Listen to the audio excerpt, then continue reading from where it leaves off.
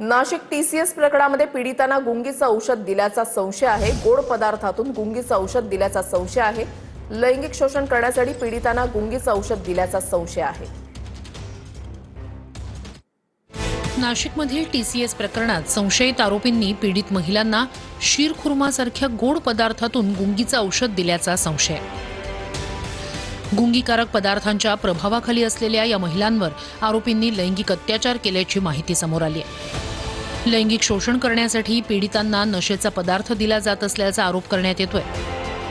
या प्रकरणातील संशयित आरोपींना पुन्हा एकदा 5 मे पर्यंत पोलीस कोठडी देण्यात आली आहे। कोठडीत मांसाहारासह गुंगीकारक आणि मादक पदार्थ सेवन करण्यासाठी दिल्याचा तपास आता पोलीस कोठडी दरम्यान केला जाणार आहे। या प्रकरणातील मुख्य संशयित आरोपी निदा एजाज खानचा अटकपूर्व जामीन न्यायालयानं फेटाळून लावलाय।